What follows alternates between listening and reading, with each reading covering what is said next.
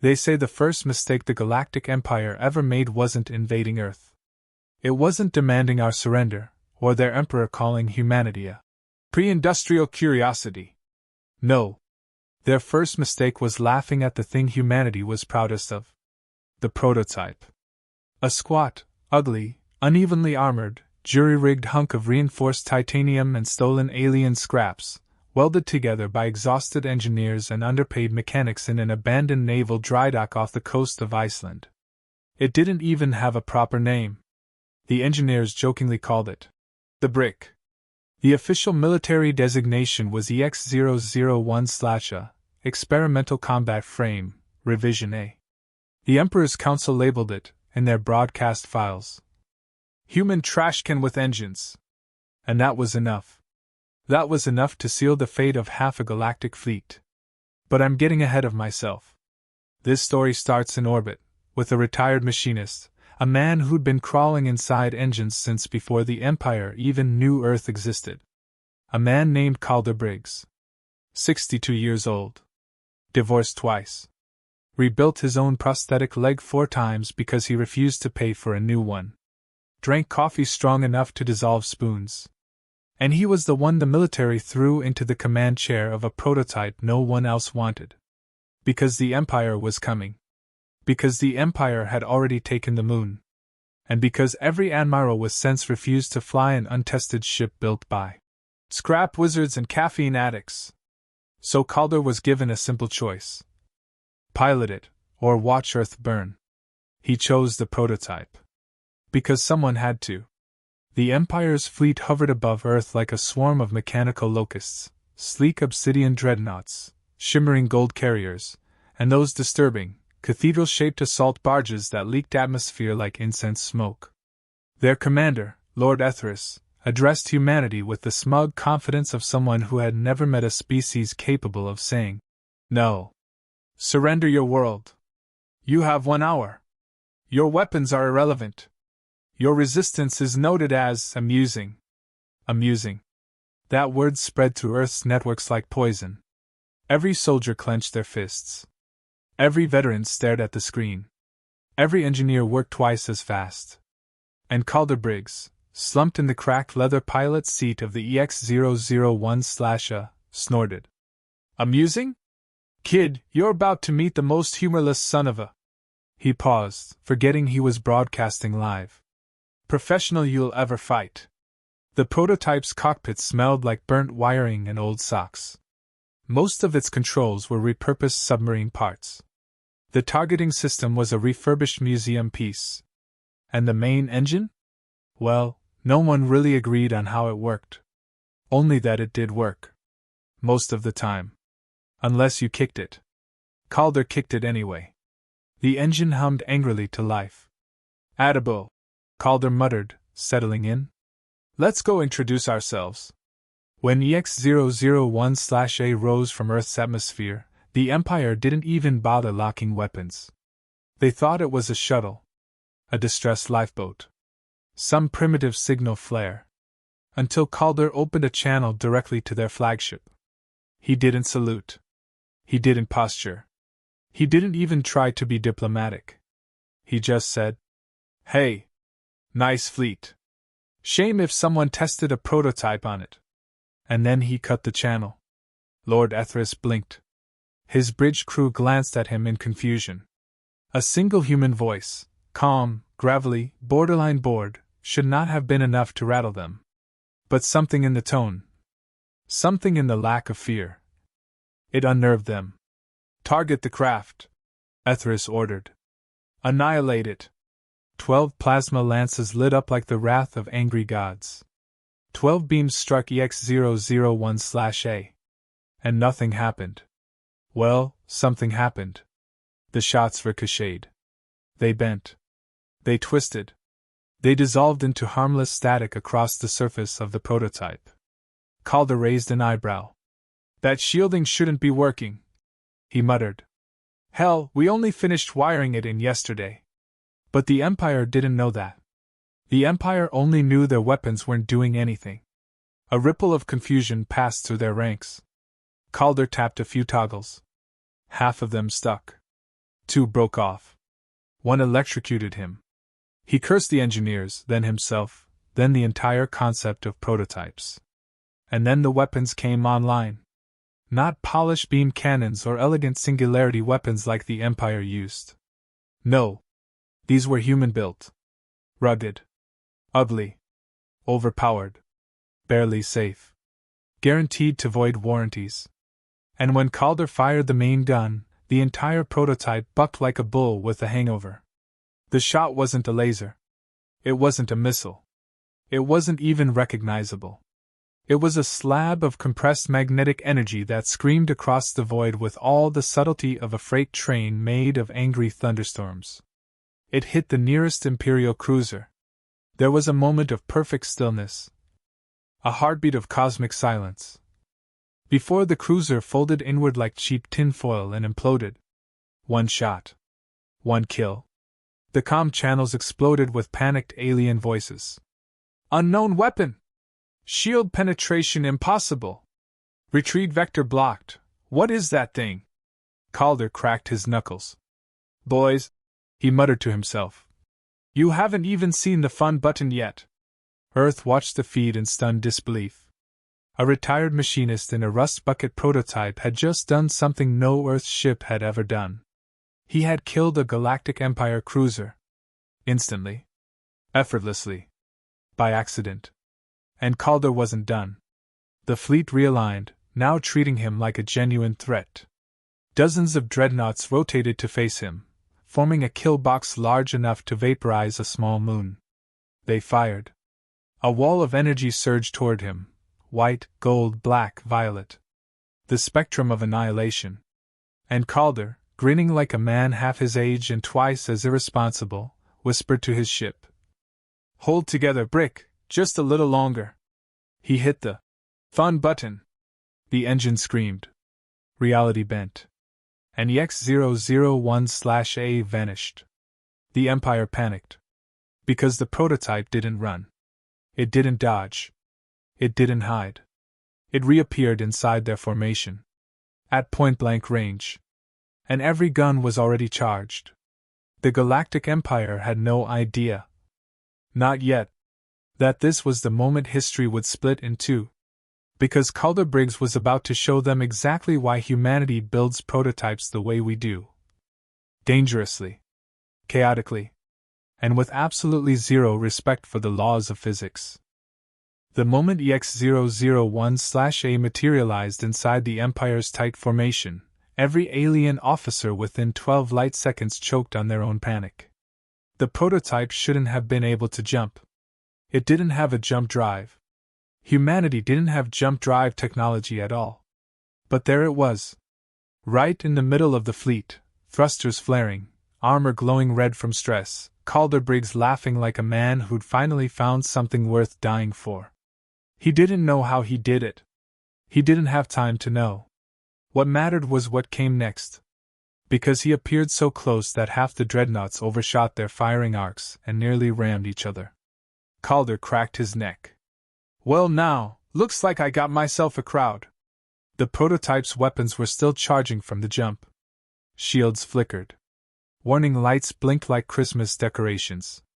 The ship screamed in 3 different mechanical languages, none of them pleasant. But Calder didn't panic. He'd faced worse. Like the time his second wife threw a plasma cutter at him for rebuilding his prosthetic on the kitchen table. Let's make this quick, he muttered. Old bones, bad back. He locked every target the system could find. 8 dreadnoughts, 14 cruisers, 32 escorts. And wondered idly how many shots the prototype could fire before melting. Then he hit the trigger. What happened next entered galactic military textbooks under the term the Briggs pattern.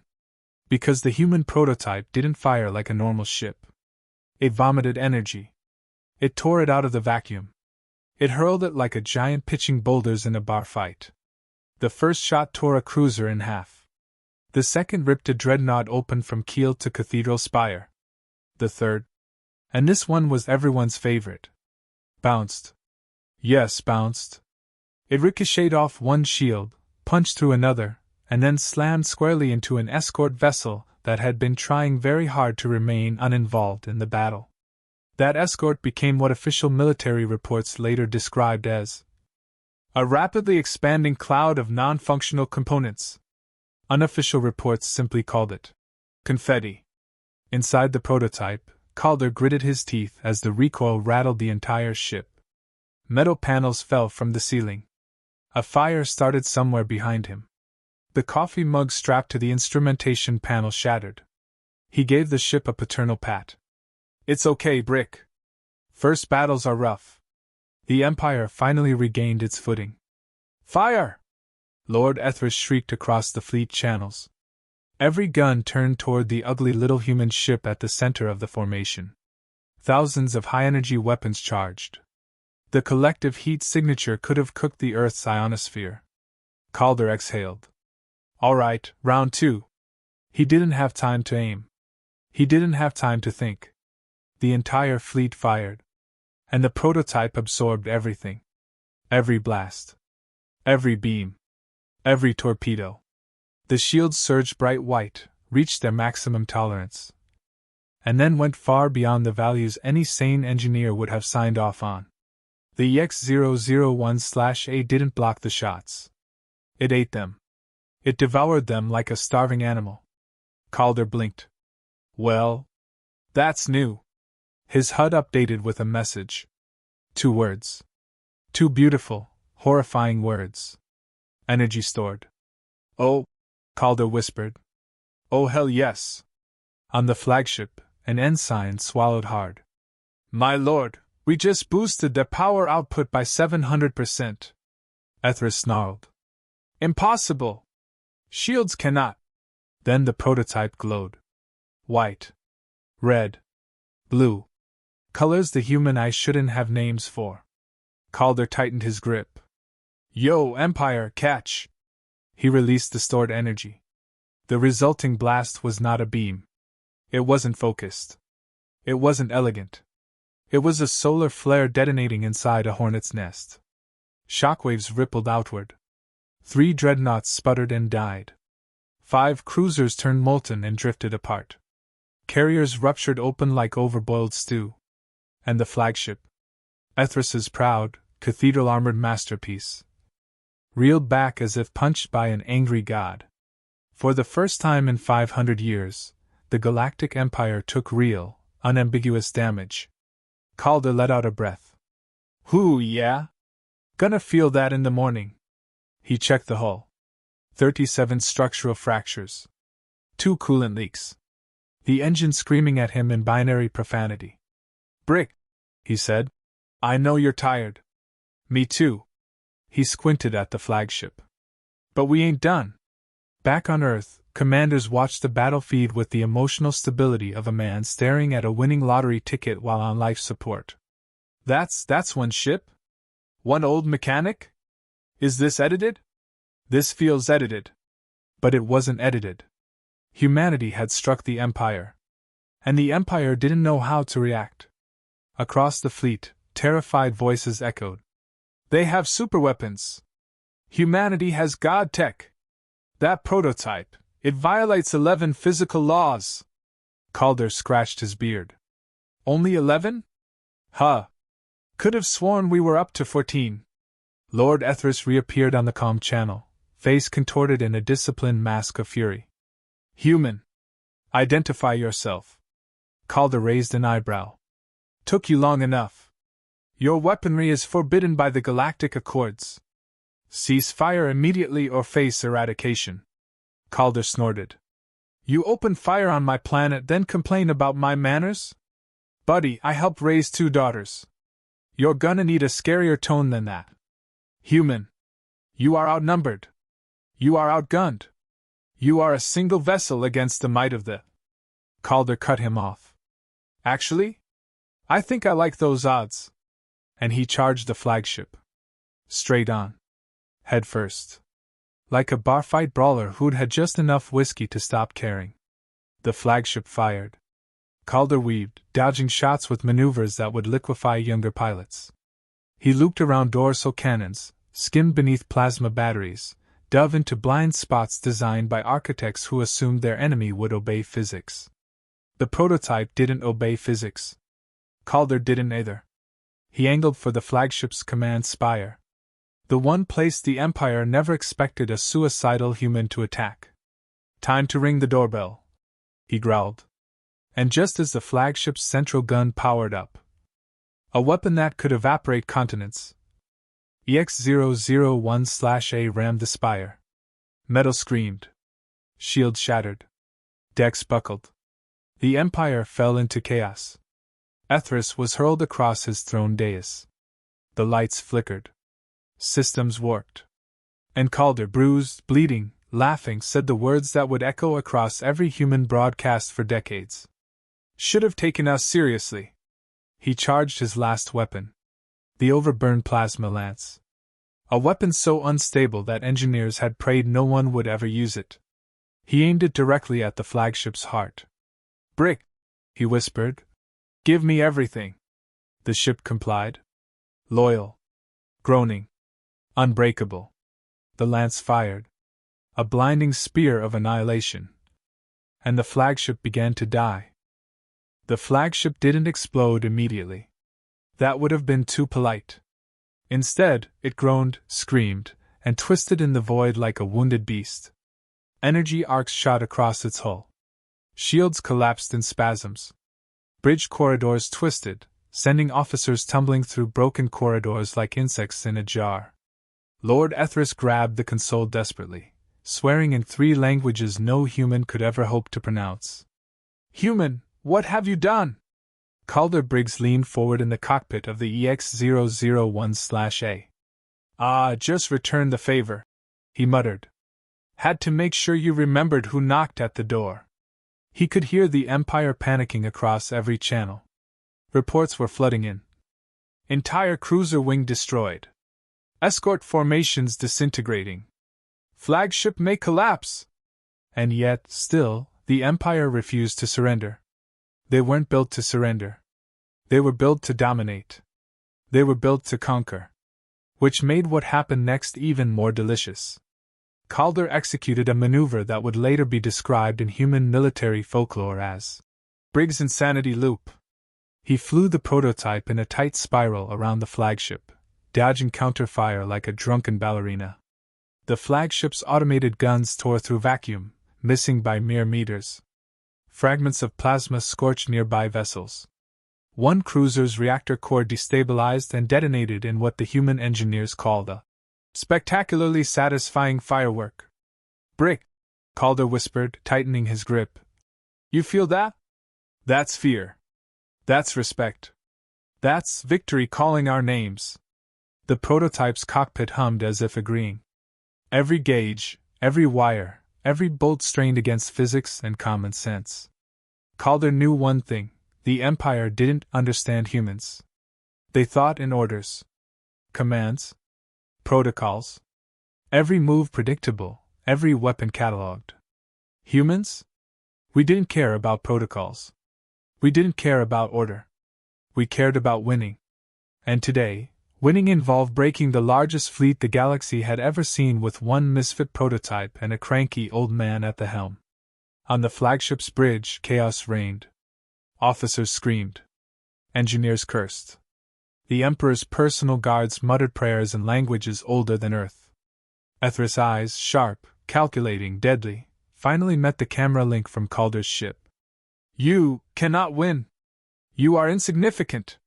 A speck in our path.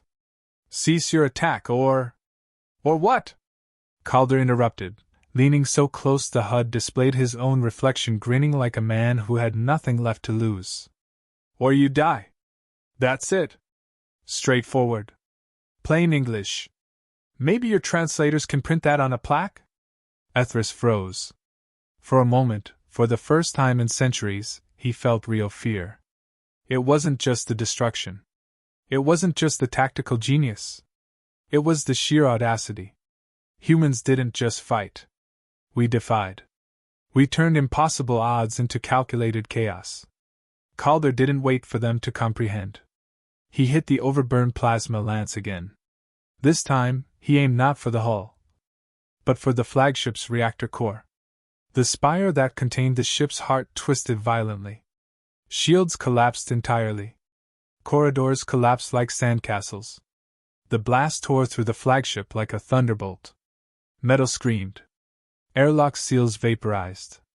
And the ship, once the pride of the Galactic Empire, began to fracture in slow, glorious agony. Ethris barked orders that went unheard. The crew tried to retreat to escape pods, only to find them trapped in collapsed corridors. Alarms screamed a dirge that no human music system could ever match. Calder felt a pang of something. Not pity. Not regret. But awe. For a fleeting second, he almost respected the craftsmanship of the Empire. Almost. Then he fired a secondary volley, aimed to ensure no one survived to rebuild it. The flagship screamed one final, tortured note of metal against metal. And then it was gone. The rest of the fleet scattered. Disoriented. Panicked. Broken. The Empire hadn't been defeated yet. They still had numbers, but for the first time, their invincibility shattered. Across the galaxy, transmissions spread. A single human vessel destroyed a flagship. Humanity does not negotiate. Humanity does not surrender. Humanity kills. Prepare all fleets. Humanity is a threat. Back on Earth, military analysts tried to process it. Economists tried to explain it. Politicians tried to capitalize on it. Calder just poured himself another coffee, ignoring the floating sparks in the cockpit. "Brick," he said, patting the console. "We may need a nap after this one. Or at least a beer." Then the communications console pinged. It wasn't a distress signal. It wasn't surrender.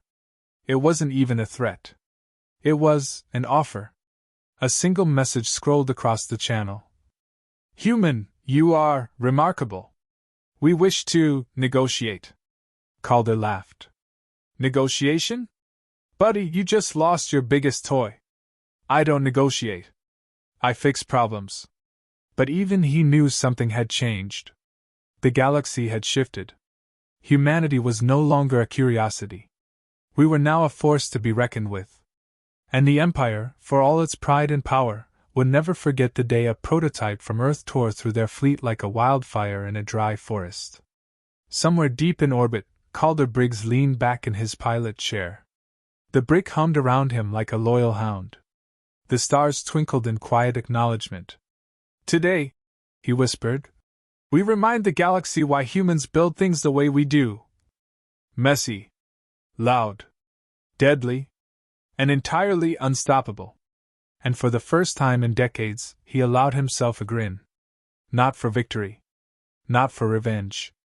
But because he knew the Empire had learned a lesson it would never survive forgetting. The Galactic Empire did not recover gracefully. News of the flagship's annihilation spread faster than any fleet could move. Admirals were reassigned, or executed. Scientists were interrogated, or vanished. The Emperor himself called an emergency council, a spectacle of outrage and disbelief, only to be interrupted repeatedly by reports of human prototypes tearing through remote fleets and mining convoys. Humanity had become a galactic problem, one that didn't even know it wanted a fight. On Earth, Calder Briggs watched the headlines on a government holofeed, sipping bitter coffee as though it were nothing more than routine morning news. One prototype devastates Imperial Armada, humanity now a threat. Empire demands surrender, humans refuse. Galactic trade routes collapse after fleet loss. Calder snorted. "Threat, huh? Guess they haven't met my grandkids yet. Those little terrors could probably redesign a planet in a week." The brick groaned beneath him, panels loose, wires sparking like miniature fireworks. It had been a brutal ride, over half the prototype systems failing mid-battle, but it had held together, the way humanity always does when cornered. Cornered, and angry. Calder's phone buzzed. It was a message from his old squadron, now mobilized in Earth's orbit. "Calder. Situation critical. We've got a new fleet incoming. They're adapting." He rubbed his temple. "Adapting? Yeah, they're gonna need more than adaptation. They're gonna need therapy." The humans aboard the orbital station weren't soldiers in the traditional sense. They were engineers, ex-pilots, and volunteers from every walk of life, all united under a simple principle: never underestimate a human with a plan and zero regard for protocol. And right now, Calder was the plan. The next wave of Imperial vessels arrived, sleeker, faster, smarter. They had learned from their first encounter. They brought electronic warfare, cloaked drones, kinetic slugs faster than thought. Even so, the Brick, and its pilot, handled them with a mix of ingenuity and pure luck that defied physics. At one point, Calder grinned at his HUD. He had no missiles left, no shields, and a hull that sounded like a dying drum. But he had one trick left. A trick no Imperial engineer had anticipated. He initiated the gravity reversal sequence. In layman's terms, he turned the flagship's core weapon systems into giant, orbiting debris fields, causing the incoming ships to collide with each other. In military reports, it was called a strategic miracle. In Calder's words, it was messy but fun. By the time the last cruiser broke orbit and limped away, humanity had solidified a reputation the Empire would never shake. Across the galaxy, other species watched in awe, fear, or envy. Humans weren't just survivors. We weren't just clever. We were absolute chaos incarnate, the kind of unpredictability that no protocol, treaty, or superweapon could ever contain. And it all traced back to one man and one ship, Calder Briggs and the Brick. Later, when the dust had settled, Calder received a transmission. This time it wasn't threats. It wasn't orders. It wasn't negotiations. It was a personal message. Human. We wish to open formal communications. Your species intrigues us. Lord Ethris. Calder stared at it. He laughed. Formal communications, huh? Let's see how long they last if I show up for tea with a plasma cannon strapped to my back. He didn't reply. He didn't need to. The galaxy already knew the answer. Humans didn't negotiate from fear. We didn't yield. We adapted, we innovated, we fought, and sometimes, we obliterated. The Brick was patched up. Not fully, of course. Calder liked it that way. Every dent, every scorch mark, every loose panel told a story. The media called it the ship that kicked the Empire. Military academies built lessons around it. Children played with models of it. And Calder? He poured another coffee, leaned back, and muttered to the ship. You did good today, Brick. Not bad for a pile of scrap no one wanted. The sun rose over Earth, indifferent to the chaos and the stars. Calder didn't care. The humans had survived. They had won. And the Empire, proud, arrogant, and ancient, had learned the hard way why humanity is always underestimated at its peril. In every corner of the galaxy, the tale spread. If a human builds it, it will probably kill you. And for once, Calder thought, maybe we deserved the reputation. The Brick hummed quietly. As always, ready for the next impossible fight. And humanity, well, humanity was just getting started. End of Part 4, the full HFY saga complete.